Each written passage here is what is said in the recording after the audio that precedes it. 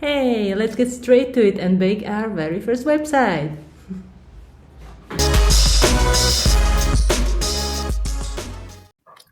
Let's start by opening Visual Studio Code.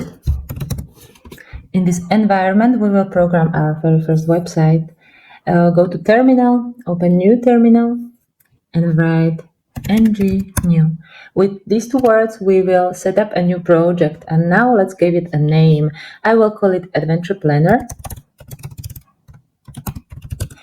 And I will call it Adventure Planner 2. You can stick without the 2 because I already have one Adventure Planner, the one that I showed you before. So let's click Enter. Let's select the second option of the style sheet format. And let's write here no, so just N and Enter. Now the project is being set up. Perfect, it's being created. Now let's open it. So you can go to File, Open. And now we have the option to select it and open. Most of these files that you can see here are important, however they are here for the setup of the project, and we will never touch it or very rarely touch it. What we will touch is the part in the SRC in the source folder. And specifically, we will start with the app component that is right over here. And in its HTML file, we can see a lot of code that looks a little bit scary. We will not use it at the moment. I just want to show you what it shows when we run it. So let's first go again to Terminal, New Terminal, and let's run the application. ng serve are the magical words. Click Enter.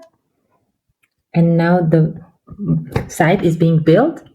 When we use Command and click, we will simply open the brand new website that is being created automatically by default. And this is the code for it. It's way too complicated and I don't want to go too much in detail for the moment. So for now, let's just delete it. And let's write something super simple that almost all the programmers are starting with. Hello world.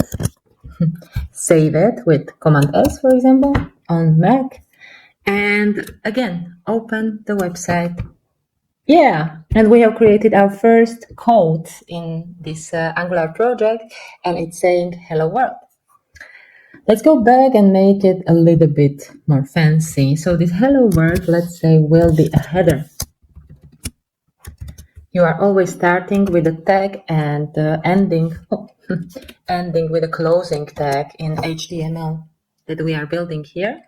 And this hello world being a header will look a little bit different. It will look like this already. And we can make it even more interesting and add some, let's say, colors to it or add some styling to it. And as we are writing what we see on the website here in HTML, we are writing how we can see it in the styling file, and that's here in the CSS file, SCSS file. And here we can say format for me h1 tag, that is this one, as you can see, and do it in this way. So let's do something funny with it, and let's say background color could be red, and the color itself of the text will be green.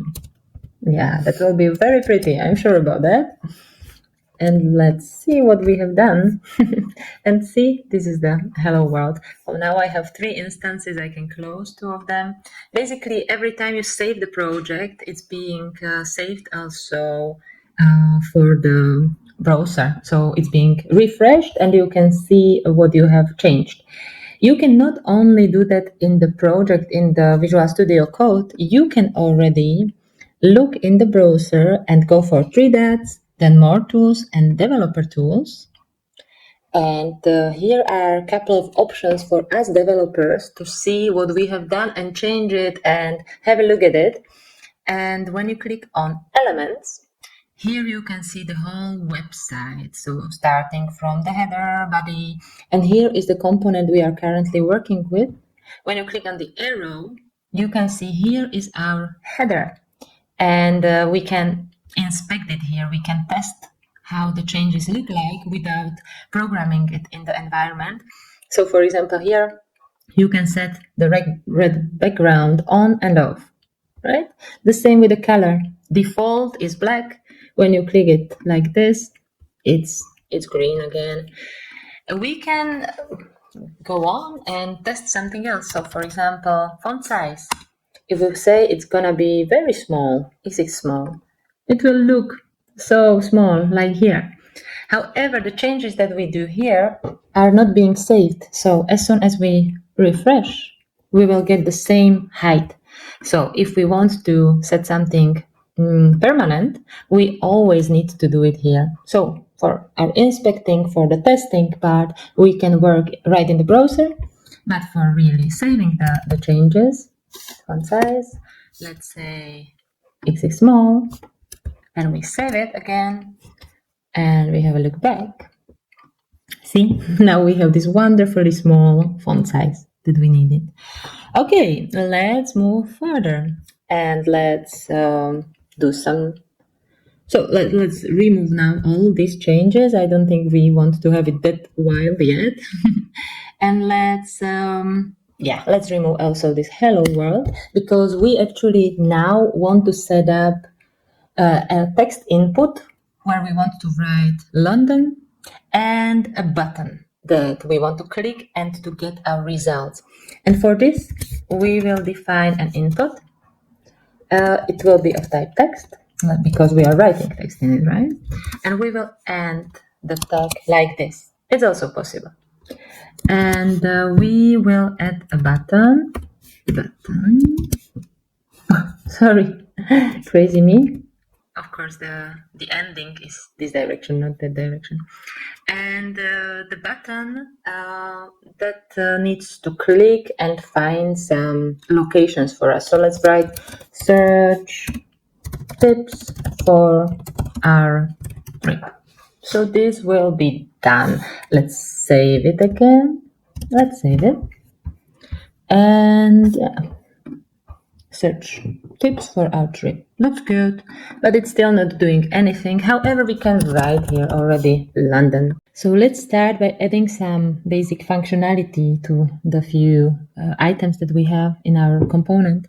As I said before, here in the HTML part of the component, we are writing the code about what we can see on the website.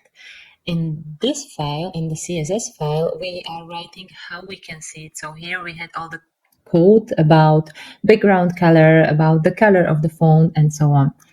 This one, for the simplicity, we will for now delete. It is for the testing of the site, but I would say it's out of the scope of this project, so we will keep it a little bit simplified.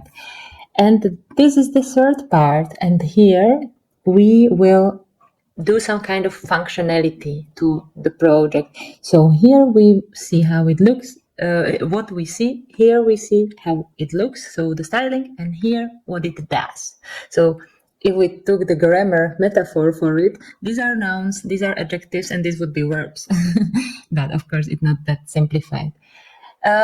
So we actually want to give this button some clickability, and we will use for that a method that is really called click, and we will reach out for some functions or some method that we will call explore. This is red now because it still doesn't know any method called explore. So let's go to the TS file. TS stands for TypeScript, because the language that we are using here is actually TypeScript that came out from JavaScript.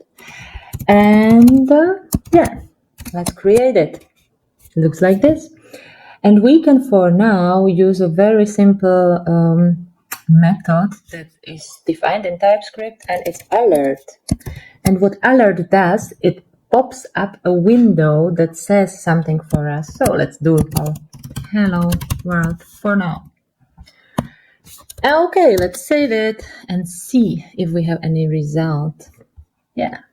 So this is what it does. Once we click it, it will say hello world for us, but well, let's continue.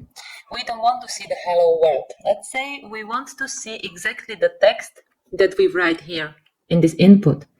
And for that, we will use a thing that is called a variable. A variable, similarly to mathematics, is some kind of a name. We don't use X and Y and Z, but we call it something that we can understand and later fill up with a value.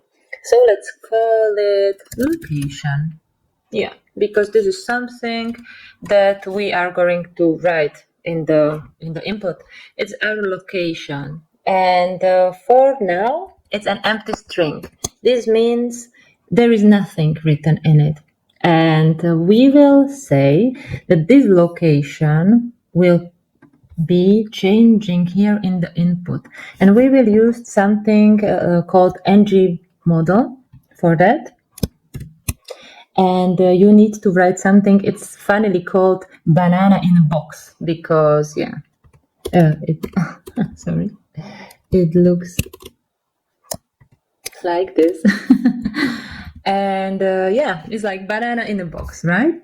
And here we write ng model, and this way we will connect it with the location. So as soon as the user writes something in this input, the value of the location variable will change. It's a magic, right? And because ng model cannot come just from the Angular itself, we need to import a module that is called forms module. Otherwise, the ng model magic wouldn't work. In the end, we can finally connect the pieces. We said the location variable is being set in the input by the user writing the text there, and then we can write directly the value of it. Location. We cannot only write location because we need to refer to this class that we are using here.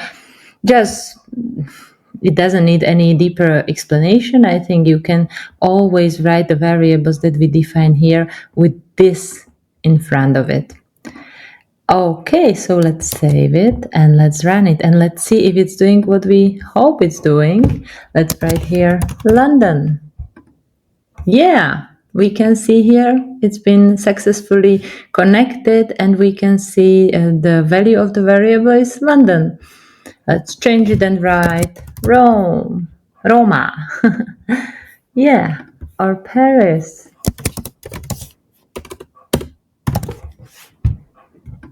Yeah, how wonderful. So we have already defined our very first beginning of the website that we are going to form. We have defined how it looks or what we see, so we can see there an input where we are writing the location that we want to explore. Then we have a button, and by clicking this button, we are getting some basic functionality. So it writes now what location are we heading to. Wonderful, congratulations, you have the basic functionality and the basic look of the first component that we are working with.